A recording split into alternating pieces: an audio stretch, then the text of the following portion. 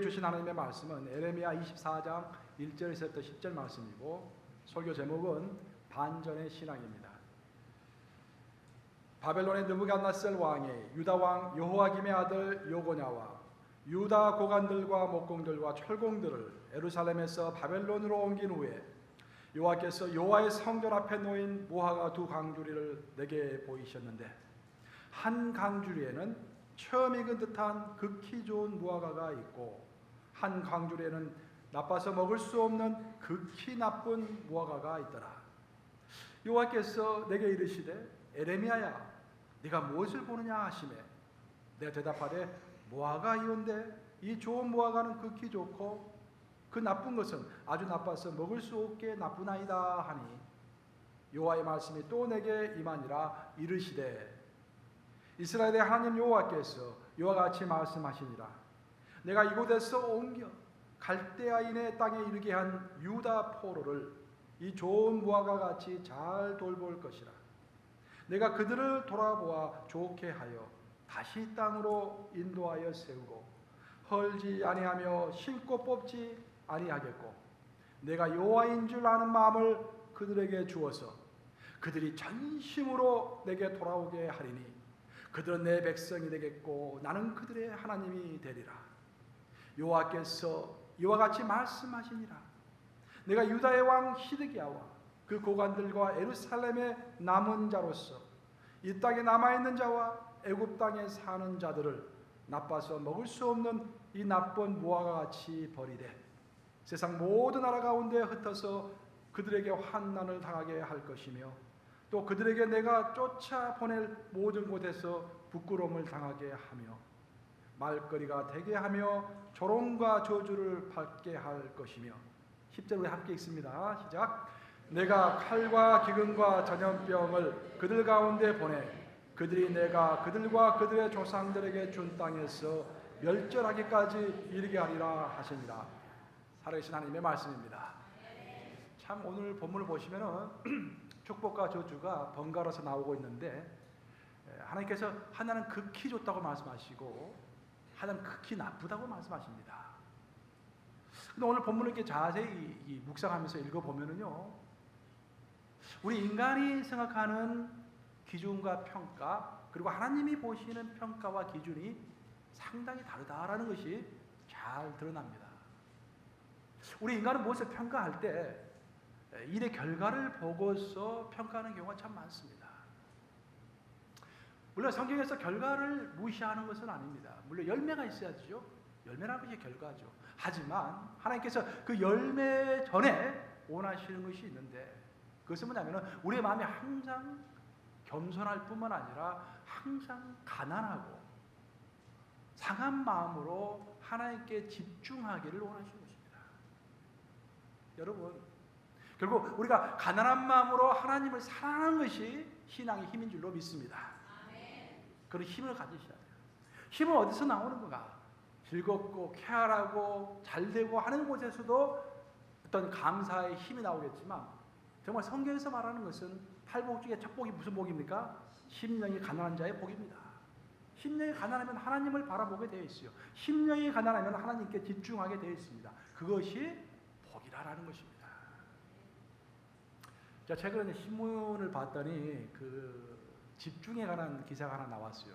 그래서 내가 이거 설교에 한번 이야기해야겠다라고 지금 제가 그 메모해 놨는데, 중국에서 어떤 한 사람이 PC방에서 게임을 시작했대요. 근데 게임을 너무 집중해가지고 9시간을 꼼짝없이 앉아가지고 계속 게임을 하다가 갑자기 기침을 하기 시작하더니 피를 토하고 바닥에 쓰러졌어요. 그래서 사람들이 놀래가지고 이제 구급대원들을 부른 거죠. 그래서 구급대원들이 막 달려왔더니 그 사람이 벌떡 일어섰더니 구급대원들에게, 저를 이렇게 세워주세요. 조금만 더 하면 제가 게임에 이깁니다. 끝까지 끝낼 수 있도록 도와주세요.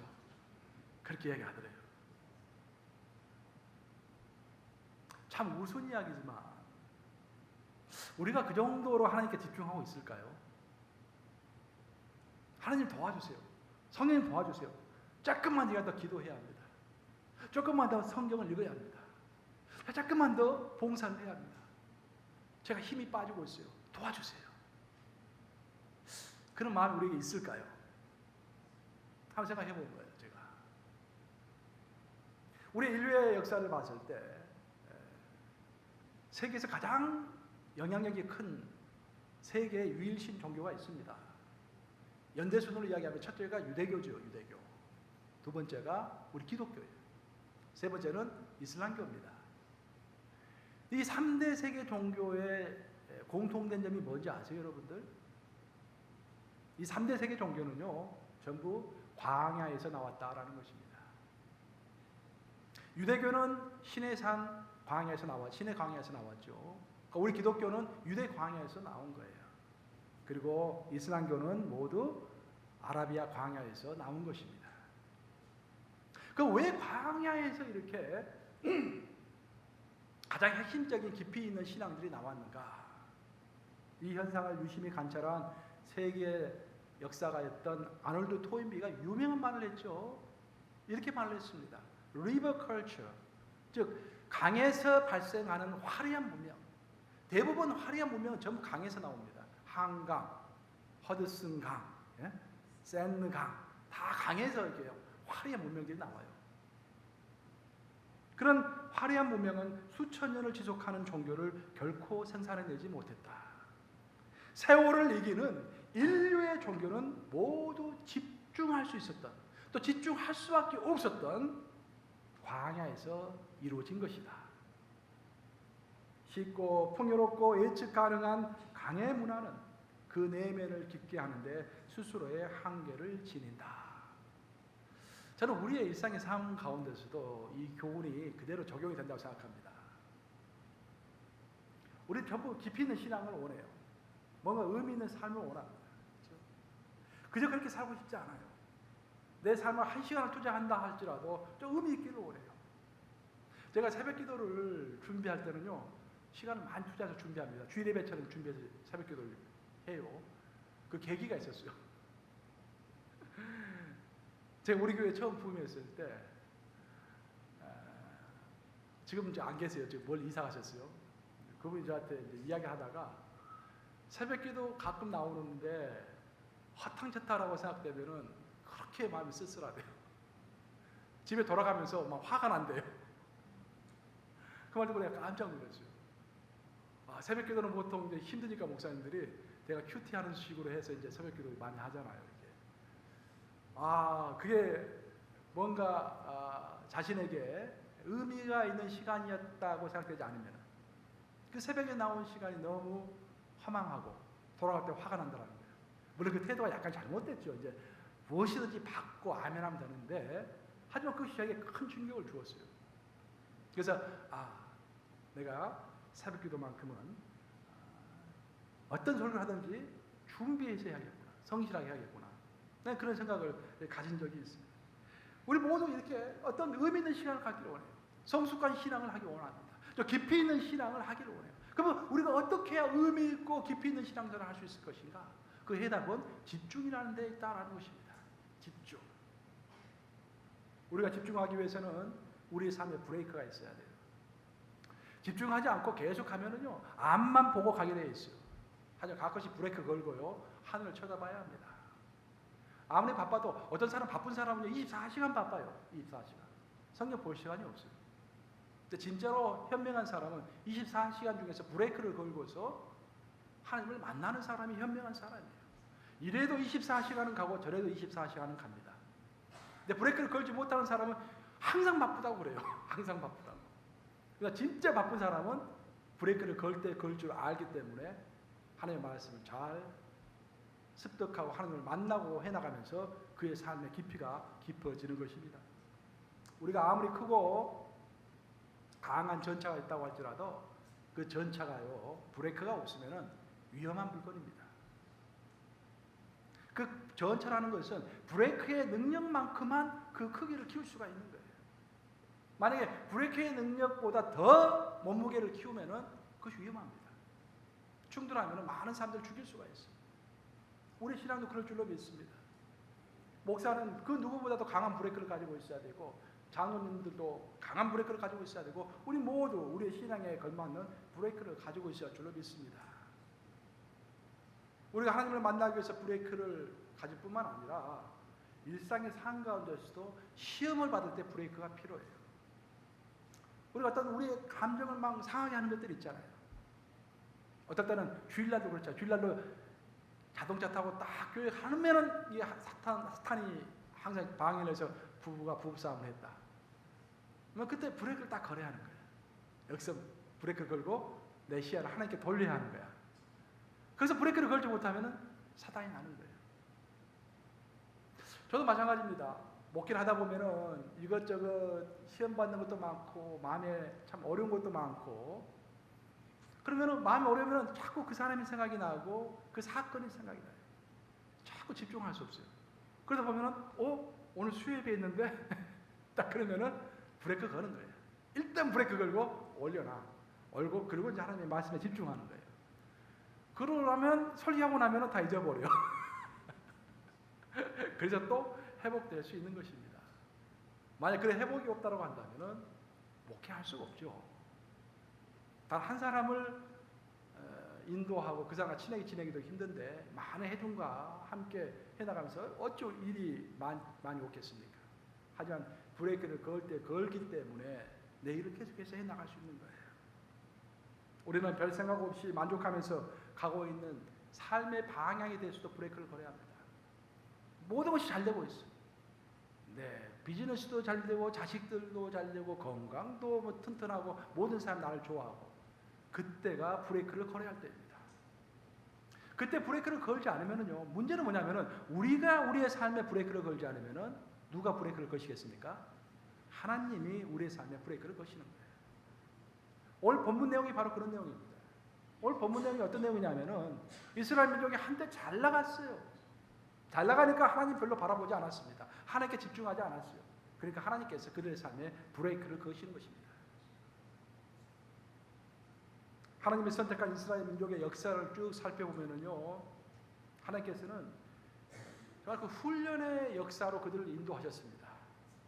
여러 가지 이야기가 나오지만 시프하게 하나님께서 이스라엘 민족을 어떻게 하셨냐, 어떻게 인도하셨냐라고 한마디로 대답해라라고 한다면은 그들을 훈련으로 인도하셨다라는 거예요. 어떤 훈련? 그것은 하나님만 바라보도록 하는 훈련을 시키셨어요. 전부 그런 내용입니다. 아브라함, 이삭, 야곱, 요셉. 하도 이야기를 많이 해서 제가 굳이 설명하지 않겠어요. 전부 다 그들이 온전히 하나님을 바라볼 때까지 하나님은 그들을 훈련시키신 거예요. 그리고 이스라엘 민족이 어느 정도 컸을 때 그 민족을 데리고 하나님께서 시내 광야로 그들을 데려가셨습니다. 시내 광야에서 그들에게 세 가지를 주셨어요. 율법을 주셨고 절기를 주셨고 성막을 주셨습니다. 신앙생활의 가장 기본적인 기구를 세 개를 주시고 난 다음에 이제 본격적으로 훈련시키시는데, 그들을 데리고 하나님께서는 가데스 바네아, 그리고 에시온게벨, 그리고 모압 평지까지, 정확하게 말하면 38년 3개월이죠. 40년에서 약간 부족하죠. 38년 3개월 동안 쭉 광야 생활을 하게 만드십니다. 그 광야 생활 내내 하나님은 어떤 훈련을 시키셨는가? 그들이 하나님은 먹을 것 다 주셨어요. 입을 것 다 주셨습니다. 먹을 것이 끊이지 않았고 옷이 헤어지지 않았어요. 먹을 것 입을 것 다 주셨어요. 그러고 나서 너희가 해야 할 것이 딱 하나 있다. 그것은 뭐였습니까? 항상 하나님을 바라보는 것이었어요. 하나님을 바라보는 자만이 불뱀에 물려서도 살아날 수 있었습니다. 하나님을 바라본 자만이 구름 기둥과 불 기둥을 보면서 갈 길을 알 수 있었어요. 그걸 계속 훈련시키십니다. 그것을 깨닫는데 38년이 걸렸어요. 여러분, 오늘은 어떻습니까? 저는 오늘도 똑같다고 생각하세요. 하나님은 항상 우리에게 무조건 따르라 말씀하시지 않으세요. 따를 수 있는 조건을 우리에게 일단 제공하십니다. 먼저 먹을 것과 입을 것을 다 주세요. 우리 하나님은, 예수님이 그렇게 설명하셨죠? 들에 핀 들국화를 보라. 누가 입히지도 않았는데 잘 살지 않느냐. 하늘에 나는 새를 보라. 잘 먹고 잘 살고 있지 않느냐. 무엇을 먹을까, 무엇을 입을까 염려하지 말라. 그것은 이방인들이 염려하는 것이요, 내일은 내일 염려할 것이고 한날 괴로우면 그날에 족하느니라. 염려하지 말라는 거예요. 이미 내가 너에게 먹을 것과 입을 것을 약속한다는 그런 말씀입니다. 여러분 아멘 하십니까? 네. 여러분 돈이 없어서 굶은 적 있으세요? 더 잘 살고 싶어서 괴로운 것이지 먹고 사는 것이 문제가 아니에요. 우리 하나님은 뭐냐면은 먹고 사는 것을 내가 너에게 줄 테니까 너희가 나에게 집중하라는 거야. 시야를 하나님께 두라는 거야. 그럼 내가 더 큰 복을 내게 주시겠다라는 것입니다. 더 큰 복의 조건은 다른 것이 아니라 하나님을 온전히 바라보는 거예요. 그 훈련을 계속해서 시키는 것입니다. 이스라엘 민족은 38년 3개월 동안 훈련받았지만 우리는 죽는 그날까지 훈련하다가 죽는 거예요. 그리고 천국에 가면 어떻게 됩니까? 요한계시록 읽어보면은 하나님의 천상의 보좌 앞에서 거룩 거룩 거룩 하면서 계속 하나님 거룩만 외치는 거예요. 하나님 바라보면서. 거기는 이제 꼼짝없이 하나님만 바라봐야 돼. 천국 가면. 그 어떤 사람들은 목사님 천국 굉장히 지루할 것 같아요. 그렇게 이야기하는데 그렇게 지루하지 않을 거예요. 가면 또 분명히 뭐가 있을 거야. 그렇죠? 근데 천국에 가면은 성경에 묘사되어 있는 우리 죽음 이후의 삶이 성경에 다 묘사되어 있잖아요. 죽음 이후의 삶은 하나님을 찬양하는 삶이에요. 계속 하나님만 바라보는 삶입니다. 그리고 여기서 워밍업을 시키는 거예요. 지금 이 땅에서. 사실 이스라엘 민족에 있어서 바라봄의 정점은 다윗과 솔로몬이었습니다. 다윗이 하나님을 아주 잘 바라봤어요. 왜 그러면 다윗이 하나님을 잘 바라볼 수 있었을까? 그 이유는 다윗은 왕으로 기름 부으심을 받았지만 왕이 될 때까지 13년 동안 엄청난 고생을 했습니다. 여러분들 시편을 읽어보시면 시편 중에서 다윗이 쓴 시편이 많죠. 물론 시편 여러 사람이 쓴 거지만 다윗이 쓴 시편들이 꽤 됩니다. 근데 하나같이 어떤 내용이냐면은 하나님 너무 힘들어요. 너무 괴로워요. 내 원수들을 물리쳐주세요. 하지만 나는 하나님만 바라봅니다. 그 내용이에요. 전부 다. 요약하면 심플해요. 나는 힘들지만 하나님만 바라봅니다. 그 내용. 그것을 그런 인물을 만들기 위해서 하나님은 13년 동안 원래 그를 왕으로 부르셨잖아요. 그 곧바로 왕이 돼야 하는데 왕으로 부르셨음에도 불구하고 13년 동안 훈련시키신 다음에 왕으로 삼으신 거예요. 우리 인생도 똑같습니다. 정말 여러분들이 하나님께서 여러분을 사랑하신다면 어떤 미션과 비전과 콜링을 주실 것인데 콜링을 주자마자 하나님은 여러분을 사용하지 않으십니다. 온갖 고생을 하게 만드세요. 왜? 그 가정 가운데서도 하나님을 바라보는 훈련을 해야 하기 때문에 하나님의 나라에서 진짜 필요한 사람은 다른 사람이 아니라 하나님을 바라보는 사람이 필요하기 때문에 우리가 몇 번 공부했지만 요단강을 건너기 전에 하나님께서 그들에게 군사훈련 시키셨습니까? 아니요. 하나님을 바라보는 훈련. 길갈에서 그들에게 또 어떻게 하셨습니까?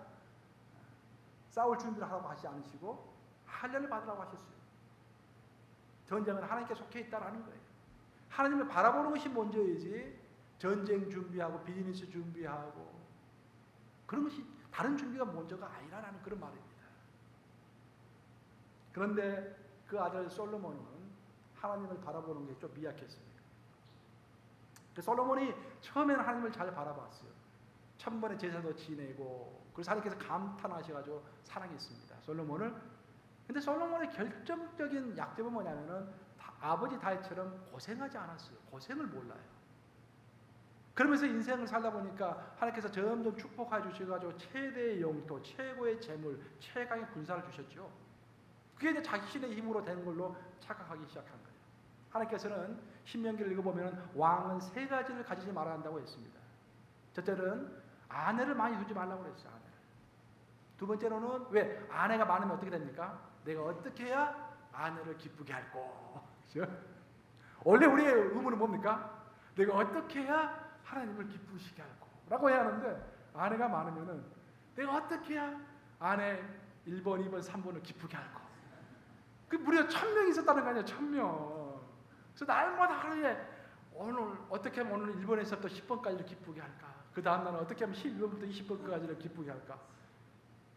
1000명의 아내를 기쁘게 하려고 하니 하나님께 마음 둘 시간이 없었던 거예요. 두 번째로 두지 말라는 게 뭐였습니까? 말을 많이 두지 말라는 거예요. 말은 군사력의 상징입니다. 근데 솔로몬은 애국으로부터 엄청난 말들을 많이 수입했어요. 그리고 말장사도 했어요. 솔로몬이 잘 살게 된 이유가 말장사를 해서 말을 수입해가지고 잘 길러가지고 또 팔았습니다. 말이 엄청 많았어요. 군사들이 많았어요. 또 하나님은 은금을 두지 말라고 그랬죠. 엄청난 부를 쌓았습니다. 그 은금은 하나님께서 우리에게 은금을 주시는 이유는 뭐냐면은 그걸 가지고 하나님께 영광을 돌리는 데 사용해야 돼요. 그런 면에서 다윗은 참 훌륭했어요. 많은 은금이 있었죠. 다윗에게. 그 은금을 다 어디에 사용했습니까? 하나님의 성전을 짓는 데 사용한 거예요. 안전합니다. 안전해. 자신의 재물을 사용하는 데 있어서 안전한 거예요. 오늘날로 말하면 우리 헌금하는 거겠죠. 거기다 하나 더 안 좋은 것이 있었는데, 이방 여인을 자꾸 안으로 삼다 보니까 이방 여인이 올 때마다 우상들을 하나씩 갖고 오는 거야. 자기가 섬기는 신들을.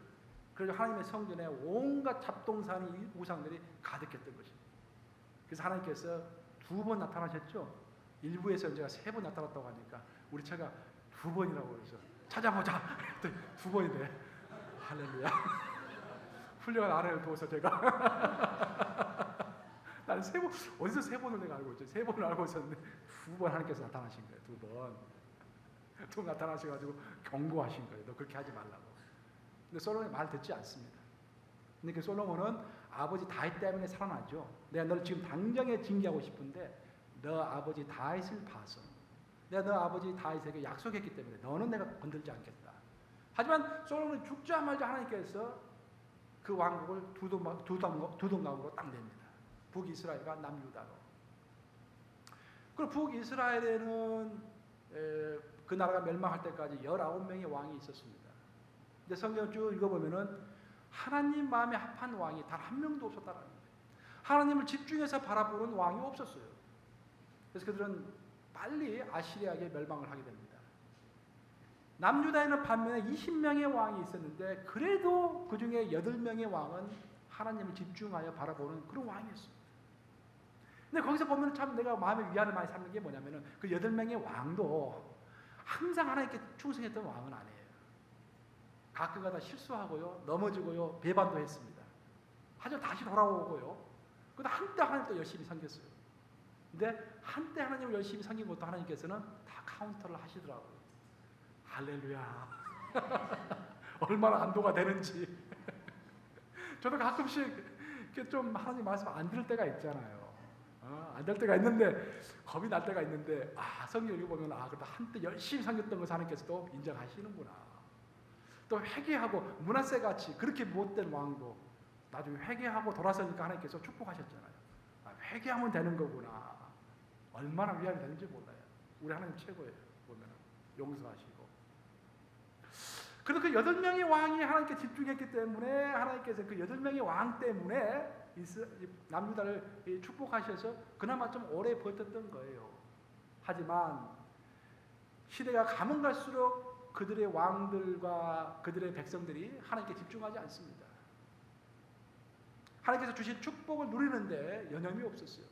그래서 하나님은 도저히 안 되겠다. 이들을 나에게 집중시켜야겠다라고 대책을 세우십니다. 그 대책이 뭐냐면은 바벨론을 하여금 침략하게 만드시는 거예요. 그래서 느부갓네살, 바벨론의 초대 왕이었던 느부갓네살 왕이 침입을 하죠. 그래가지고 하나님의 성전을 다 무너뜨립니다. 하나님의 성전이 무너질 거라고는 아무도 생각하지 못했죠. 하나님의 집이시기 때문에 어떻게 하나님이 하나님의 집을 무너지게 할 수 있느냐. 거기는 안전하다고 생각했어요. 하지만 그건 무너졌습니다. 그리고 왕과 고관들과 또 기능공들, 일꾼들을 다 끌고 갔어요. 바로 그때 하나님께서는 이스라엘 민족에게 교훈을 주시기 위해서 에레미야를 부르시는 것입니다. 그것이 어디에 나왔다? 오늘 본문의 내용인 거야. 이제 오늘 본문의 배경인 거야. 배경 설명을 쭉 한 거예요. 이제까지 좀 길었어요. 이제 서론 끝난 거야 이제 그래서 이제 오늘 본문에 보시면은 에레미야에게 하나님께서 환상을 보여주세요. 그 환상을 보면은 성전 앞에가 광주리 2개가 있습니다. 근데 광주리 하나에는 극히 좋은 무화과 나무라고 되어 있어요. 먹기 좋은 극히 좋은 무화과가 많이 담겨 있어요. 근데 반대쪽 광주리에는 극히 나쁘다고, 극히라는 말이 들어 있어요. 성경에 보면은 극히 나빠서 도저히 먹을 수 없는 그런 무화과가 담겨 있는 것입니다. 그래서 하나님께서는 에레미야에게 직접 설명하십니다. 오늘 본문이 하나님께서 직접 하신 말씀이에요.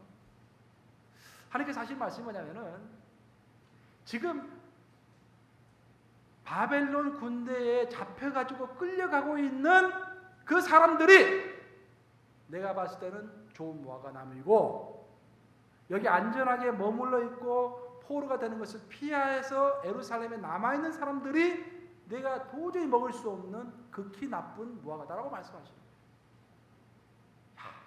여기서 우리가 큰 교훈을 얻어야 할 줄로 믿습니다. 우리의 인간의 평가하고 하나님의 평가가 극과 극인 거예요. 그럼 어떤 근거하에서 하나님께서는 이들이 이런 평가를 하셨는가? 그래서 우리가 이해하려면 에스겔 11장 3절을 봐야 돼요. 에스겔서 11장 3절에 보면은 가마솥의 고기라는 이야기가 나옵니다. 가마솥의 고기. 이게 무슨 말이냐면은 우리가 큰 가마, 큰 솥단지 있잖아요. 큰 솥단지에다가 뭐 소고기, 돼지고기 넣어가지고 끓이잖아요, 이제. 그러면은 나중에 이제 필요 없는 뼈다귀나 껍질 같은 거 다 버리고 알코기들만 딱 남게 되잖아요. 그 당시에 포로로 끌려가지 않고 예루살렘에 남아있었던 사람들이 자기들이 가마솥의 고기라고 생각을 했어요. 그리고 끌려가는 사람들, 포로로 끌려가는 사람들은 뭔가 하나님 앞에서 죄를 지었고 뭔가 문제가 있기 때문에 끌려가는 사람들이라고 생각했어요. 그래서 가시나 껍데기나 뼈 같은 사람이라고 생각했어요. 그래서 굉장히 자부심을 가지고 있었어요. 근데 하나님께서는 정반대로 생각하신 거예요. 예루살렘에 남아있는 사람들은 자만심에 충만되어 있습니다. 자부심에 충만해 있어요. 그래서 하나님을 바라보지 않아요. 근데 끌려가는 사람들은 철사줄에 묶여가지고 끌려가면서 엉엉 웁니다. 그 자신의 삶을 돌아봐요. 내가 무엇을 잘못했을까? 내가 무슨 죄가 있어서 끌려가는 걸까? 그러면서 자신의 삶을 반성합니다. 사랑하는 여러분, 우리가 우리의 삶을 돌아봤을 때 나는 정말 반성할 것이 아무것도 없다라고 하는 사람들 여기 있습니까? 없죠. 문제는 우리가 우리의 삶을 돌아보지 않기 때문에 반성을 하지 않고 회개를 하지 않는 것이지 우리의 삶을 돌아보면 회개할 것 투성입니다. 근데 예루살렘에 남아있었던 사람들은 자신의 삶을 돌아보지 않았어요. 그럴 필요가 없었기 때문에. 하지만 포로로 끌려간 사람들은 내가 무엇을 잘못했나라고 생각하면서 자신의 삶을 돌아보면서 내가 그때 이것도 잘못했지, 이것도 잘못했지, 잘못한 것들을 많이 생각하면서 회개하면서 눈물을 흘리면서 이 포로 생활에서 나를 구해줄 사람, 내가 포로로 끌려가면 죽을 수도 있고 엉뚱한 고생을 엄청 할 수도 있는데 나를 구해줄 사람은 오직 하나님밖에 없구나 하면서 완전히 가난한 심령이 돼가지고 하나님만 바라본 거예요. 그래서 하나님은 그 무화과 나무를 어떻게 평가하셨습니까? 극히 먹기에 너무 좋은 그런 무화과 나무라고 평가하신 것입니다. 사랑하는 여러분, 결국 신앙의 성취라는 것은 내가 접하는 특수한 환경 가운데서 내가 무엇을 바라보느냐에 달려 있어요. 그 어떤 상황이 오더라도 기쁜 상황이 됐든지 슬픈 상황이 됐든지 어려운 상황이 됐든지요, 하나님을 바라볼 수 있다고 한다면 그 삶이 성공한 삶입니다. 기쁜 일이 생겼을 때 춤추기 전에 하나님 감사합니다 라고 말한다면 우리 시야가 하나님께 먼저 가 있는 거 아니겠어요? 그것이 현명한 삶입니다. 우리 삶에 어려움이 찾아왔을 때 나에게 어려운 준 사람만 어떻게 보복을 할까?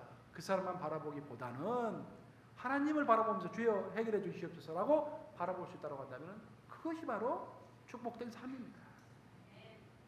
제가 전도사 시절에 대학부를 다니면서요. 이제 전도사 하러 딱 갔더니 대학교 1학년, 2학년, 3학년, 4학년이 있는데 4학년이 제일 고참이잖아요. 4학년 중에 한 명이 그렇게 힘들게 하는 거예요. 나이도 이기고 어린 친구가. 근데 걔가 한번 혼내줘야 하나 하다가 그래 전도사인데 품위를 지켜야지 하면서 마음을 가다듬고, 그 친구가 무슨 설교를 하면은 목사님 영어 발음 이거 뭐 잘 못 알아듣겠다고 그러고, 뭐 성역 공부를 가르치면은 뭐 질문이 많고 그래요. 그래서 그 다음부터 성역 공부 갈 때마다 미리 다 준비하는 거야. 미리 다 한번 연습해보고 가서 성역 공부를 가르치는 거예요. 1시간 성역 공부 가르치는데 5-6시간 준비하는 거야 이게. 설교할 때도 일일이 단어 하나씩 이렇게 몇 번 연습하고 힘들었어요. 물론 지금 생각해 보면 그렇기 때문에 이제 실력이 많이 좋아졌지만 그 친구가 졸업하니까 마음이 좀 시원했습니다. 하지만 이 캠퍼스 미니스트리가 이래서 좋구나. 아무리 힘들어도 그 시간은 가니까, 그 학생들은 가니까 성인의 종은 아니야 이게. 죽을 때까지 같이 가야 하니까 이게. 근데 한참 시간 지났는데 이 친구가 나에게 편지를 보낸 거예요. 어떤 내용인가 하고 편지를 읽어봤더니 목사님 사랑합니다라고 써놨어요. 참 그렇구나. 근데 더 감동받은 내용이, 목사님 내가 이번에 의과대학에 진학했는데, 그 의과대학에 갔었어. 캘리포니아 쪽으로 의과대학을 갔었는데, 이번에 그 의대생들이 받는 론을 받았어요. 교회 생각이 났어요. 목사님 생각도 나고. 그래서 그 론의 11조를 10분의 1을 떼어서 교회로 보냅니다. 우리 가난한 교회 목사님 잘 활용하기를 바래요. 얼마나 내가 감동을 받는지 몰라요. 후회가 무척 됐어요. 좀 더 잘할까? 함께 있을 때 잘할까? 눈물이 막 앞을 가려요. 막 그러니까. 그때는 이제 전도사 시절이었기 때문에 또 마음도 굉장히 여렸죠. 목회를 많이 하다 보면요, 마음이 담대해요. 뭐 해도 별로 눈물도 별로 안 나고, 누구 해도 뭐 이렇게 별로 들어온 마음도 없어지고 그러는데, 전도사 시절이니까 이제 마음이 여리잖아요. 눈물도 막 많이 나더라고요. 그래서 한참 세월을 흘렀는데 그 친구가 또 전화를 했어요. 목사님, 목사관에 한번 놀러 가고 싶어요. 오라고 그랬죠. 그랬더니 이제 의과대가 다 졸업하고 뉴욕 쪽에서 인턴 레지던트 과정을 해야 하는데 인터뷰를 하러 온대요. 그래서 목사님 꼭 한번 보고 싶다는 거예요. 우리 집에서 만났는데 정말 그 막내 동생 보는 그런 기분 있지 않습니까? 오랜만에 한국에 가서 막내 동생 보는 기분. 그 전에는 자꾸 피하고 싶었는데 너무 감동이 오는 거예요. 허그를 탁, 남자와 남자끼리 허그를 또 진하게 한번 쫙 하고, 또 우리 집에서 같이 식사하고, 그런 일이 있었어요. 내가 만약에 그런 과정을 거치면서 원통하게 생각하고 어떤 내 믿음의 진보가 없었다고 한다면 얼마나 나에게 손해였을까. 하나님께서 그렇게 나에게 시련을 주시고 무거운 돌처럼 그 친구가 나에게 다가왔었는데, 그래도 그것을 이겨내고 꾹 참고 그 세월을 인내했기 때문에 이런 좋은 날이 있지 않은가, 그런 생각을 제가 하게 됐습니다. 제가 최근에 그런 책을 한 권 읽었어요. 책에 그런 예화가 나오더라고요. 어떤 애가 나오냐면, 어떤 사람이 사막길을 가게 됐대요. 가도 사막 언덕인 거예요. 모래 언덕이에요. 굉장히 힘이 들었습니다. 그러다가 오아시스를 발견했어요. 오, 땡까 하면서 너무 기쁜 마음에 이제 오아시스 가서 막 목을 축이고 시원하게 이제 앉아 있는데, 옆을 딱 보니까 어른 키 정도 되는 어린 야자수 나무가 이제 자라나고 있는 야자수 나무가 딱 있었던 거예요. 갑자기 쌤통이 났어요, 친구가. 그래서 그냥 옆에 딱 둘러보니까 큼직한 돌이 있어요. 그 큼직한 돌을 가져다가 그 어린 야자수 나무 위에다가 딱 올려놓은 거예요. 그리고 떠나버렸어요. 그냥 무책임하게. 그 내려놓고 떠나야 하는데 그 올려놓고 떠나버렸어요. 그 어린 야자수 나무는 너무 무거웠어요.